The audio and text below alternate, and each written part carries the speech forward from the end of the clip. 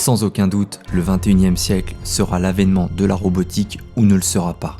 Comme vous l'avez sûrement remarqué, les objets connectés et robotisés ont envahi nos sociétés, mais les problématiques philosophiques, juridiques et sociétales générées par cette poussée technologique sont abyssales. Cette vidéo sera divisée en deux parties. Dans un premier temps, nous aborderons l'histoire de la robotique. Des automates aux robots de chez Boston Dynamics, vous allez découvrir que la science-fiction est, comme bien souvent, en deçà de la réalité. Puis, comme vous vous en doutez, nous allons pénétrer dans une dystopie technologique qui pourrait bien devenir une réalité si l'être humain continue de jouer les apprentis sorciers. Ne ratez surtout pas la fin de cet épisode, attention, ça va décoiffer.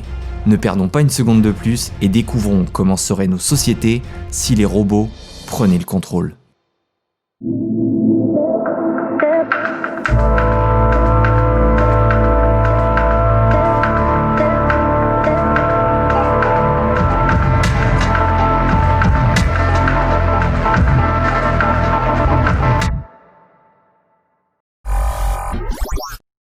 Si le terme de robotique a été utilisé pour la première fois en 1941 par Isaac Asimov, il faut cependant remonter à la préhistoire pour trouver dans la mythologie grecque des récits faisant référence à des humanoïdes artificiels.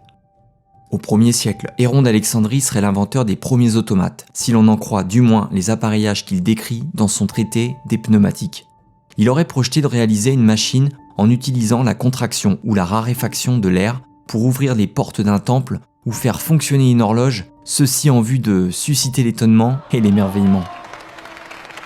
Au cours de la Renaissance, l'illustre génie Léonard de Vinci aurait conçu un chevalier mécanique, une sorte d'automate humanoïde revêtu d'une armure médiévale de type italo-germanique et qui pouvait exécuter divers mouvements, par exemple se tenir debout, s'asseoir, agiter les bras, ouvrir et fermer la mâchoire ou bien encore tourner la tête. 2 siècles plus tard environ, on dévoile à la foire de Saint-Germain un automate qui joue de la flûte. Cette invention est attribuée au Français Jacques Vaucanson. Et oui, car il semblerait à cette époque que la Silicon Valley était chez nous, cocorico. En 1739, il présente un nouvel automate révolutionnaire qui n'est autre qu'un canard que l'on nomme alors le canard digérant. Cette invention extraordinaire devient célèbre pour la manière réaliste dont le canard simule la digestion et la défécation. Parallèlement à ses travaux fantaisistes, Vaucanson perfectionnera également les métiers à tisser en les automatisant par hydraulique et s'attirera par la même occasion la foudre des ouvriers lyonnais de la soie qui se croyaient seuls capables d'exécuter certaines étoffes dont le dessin est alors à la mode. Ah, les progrès technologiques, c'est magnifique jusqu'au jour où vous perdez votre emploi. Un siècle plus tard, la révolution industrielle va voir la prolifération de machines dites automates. Mais il faudra cependant attendre le XXe siècle pour qu'apparaisse enfin ce que l'on qualifiera de robot. Alors qu'un automate obéit à un programme strictement établi, que ce soit de façon mécanique ou électrique, le robot dispose, lui, de capteurs et d'appareillages électroniques. Ses actions découlent de son interaction avec son environnement, ce qui, à la différence de l'automate, le rend autonome et intelligent. Au point que l'on parlera même plus tard d'intelligence artificielle. Au XXe siècle, tout s'accélère et bon nombre d'inventeurs vont développer toutes sortes de robots, tous plus étranges les uns que les autres. Que ce soit le chien électrique conçu par John Hammond et Benjamin Meissner en 1915, les tortues cybernétiques de William Gray Walter en 1950 ou alors le renard électrique du français Albert Ducrot en 1953. Véritable prouesse pour cette époque, Ducrot avait doté son renard de ce qu'il avait appelé un sens capacitif. Il s'arrête, recule, change légèrement de direction. Équipé d'un dispositif de détection de masse récupéré dans un détecteur de mine, le renard pouvait réagir à distance à la présence d'objets métalliques. Certaines critiques y ont vu la préfiguration d'engins de sécurité automatiques utilisables dans certaines situations de catastrophe ou de conflit armé. C'est d'ailleurs lors d'un conflit armé et pas n'importe lequel, la Seconde Guerre mondiale, que la Wehrmacht développera un petit char télécommandé. Baptisé en toute humilité le Goliath, ce char disposait d'une charge d'explosifs de 60 à 100 kg, pouvant être actionné à distance dans le but de détruire un char ou une place fortifiée. Même si les divers problèmes liés à son utilisation nous permettent de penser que le Goliath n'a pas été un succès industriel, au XXIe siècle, de nombreuses armes autonomes seront développées sur un modèle qui n'est pas sans rappeler l'invention allemande. À vous d'en juger. Laissons un peu de côté les conflits armés pour parler du domaine de la mobilité. Dans les années 1980, ce n'est toujours pas dans la Silicon Valley que les prémices des transports du futur autonome et partagé sont apparues, mais bel et bien en France. En effet, la première ligne de métro entièrement automatisée a fait son apparition à Lille en 1983. Et oui, encore cocorico. Le début du XXIe siècle marque une nouvelle étape dans les progrès de la robotique, grâce notamment à l'essor du numérique. Les robots ménagers deviennent très complexes et on verra également les objets connectés se multiplier en s'appuyant sur un réseau internet puissant. Cependant, le développement des robots humanoïdes s'avère compliqué. Résoudre la problématique de la locomotion humaine ou animale est complexe étant donné que le mouvement de la marche est non linéaire et correspond au maintien d'un équilibre dynamique, très consommateur de calcul et d'énergie s'il n'est pas optimal. Dès le début des années 2000, l'entreprise Boston Dynamics développe un robot nommé Big Dog, financé en grande partie par la DARPA, une agence de département de la défense américaine. L'entreprise Boston Dynamics, fondée en 1992, est rachetée par Google en 2013 pour un montant estimé à 500 millions de dollars, auxquels vont venir s'ajouter 300 ingénieurs de la firme de la Silicon Valley. En juin 2014, une petite révolution dans le domaine de l'intelligence informatique est passée plutôt inaperçue. Et pourtant, pour la première fois, un programme informatique a été capable de tromper des chercheurs en se faisant passer pour un garçon de 13 ans. En réussissant cela, un ordinateur a été capable de passer le fameux test d'Alan Turing, conçu en 1950 pour mesurer la capacité d'une machine à penser. Le test, qui consiste à tromper au moins 30% des juges humains en 5 minutes à travers des échanges de textes, n'avait jusqu'alors jamais été réussi par un ordinateur. Depuis 2015 environ, apparaissent des robots qui marchent avec plus de souplesse et de grâce sur 2 ou 4 membres. Parallèlement à ces humanoïdes marchands, Hanson Robotics développe une humanoïde appelée Sophia. Conçue pour tout apprendre en s'habituant au comportement des humains, Sophia est également capable de répondre aux questions et a été reçue en entrevue à maintes reprises. En octobre 2017, elle obtient la nationalité saoudienne, faisant d'elle la première androïde au monde à recevoir la citoyenneté d'un pays. How technology can make everyone's lives better. Vous vous demandez sûrement si la dystopie a commencé ? Non. En 2019, Boston Dynamics fait l'acquisition de Kinema Systems, permettant notamment l'optimisation de la vision 3D à ses robots. En 2020, toujours Boston Dynamics et le français Shark Robotics s'associent afin de commercialiser un robot de décontamination dans le cadre de la pandémie de coronavirus. Fait insolite, le robot Spot sera également déployé par le gouvernement ukrainien à Tchernobyl afin de mesurer les niveaux de radioactivité et ainsi cartographier celle-ci autour et à l'intérieur de l'arche de confinement. Il est incontestable que la robotique et l'intelligence artificielle sont en train d'exploser.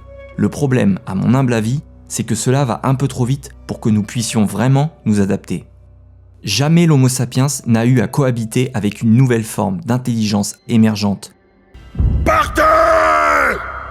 Et pour certains chercheurs, il devient urgent de nous prémunir. C'est donc en partant de ce postulat que notre dystopie technologique va commencer.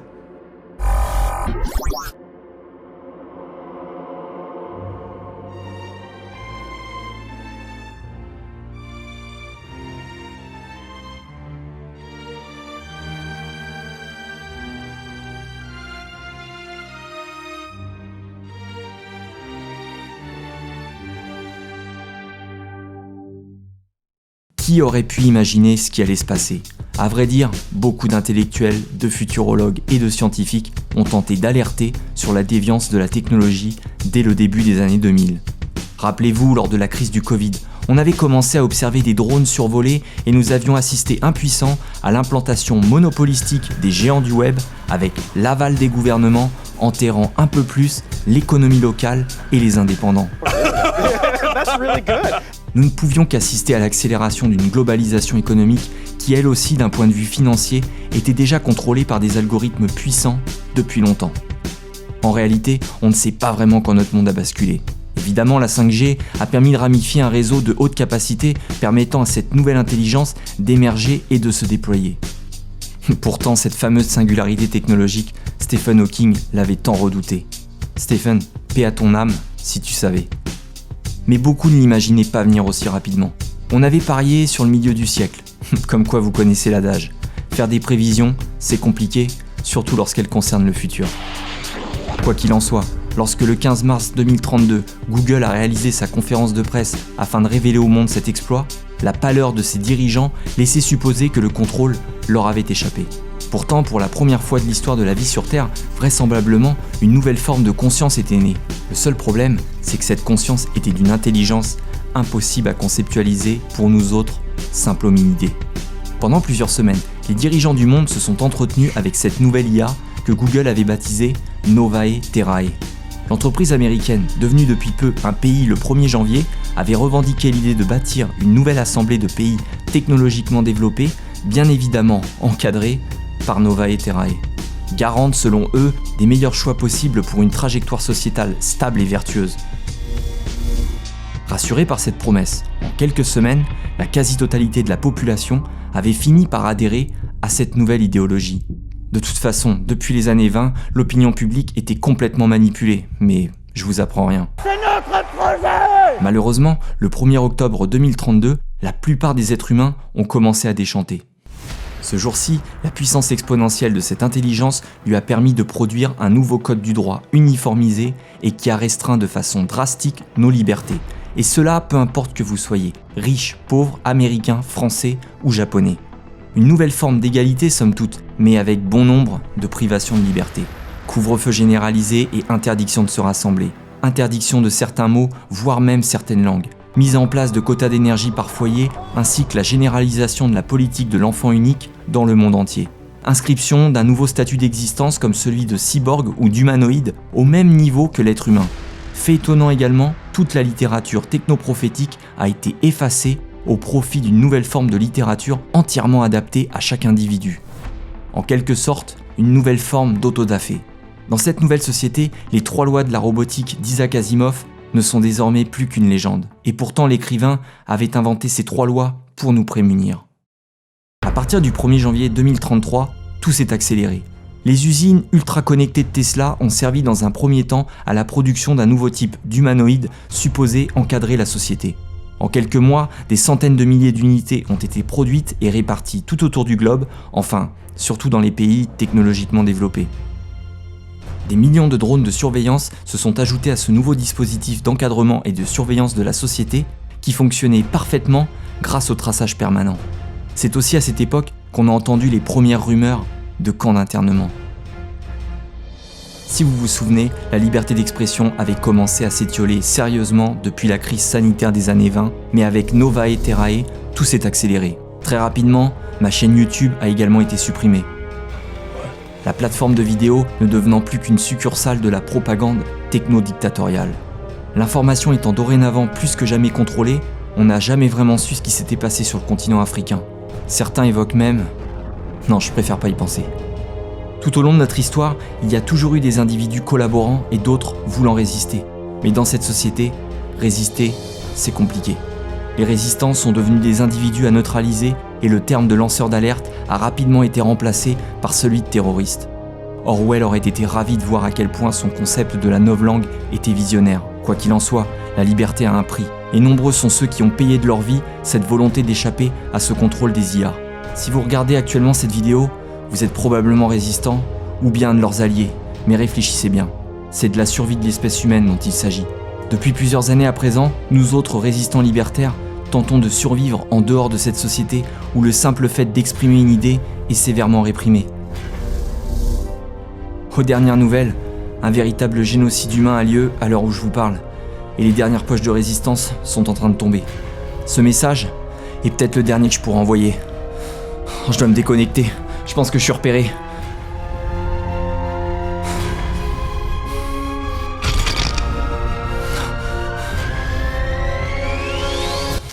Target acquired. Espèce d'enfoiré! Une fois de plus, j'ai réussi à leur échapper. Mais pour combien de temps encore? Personne ne le sait. Venez rejoindre la résistance en vous abonnant et en partageant. Et dites-moi surtout si vous voulez une suite pour cet épisode, car comme vous le savez, sur cette chaîne, c'est vous qui votez. Merci à tous d'avoir regardé cette dystopie. À bientôt les amis, et gardez l'esprit ouvert, car la vérité est alternative.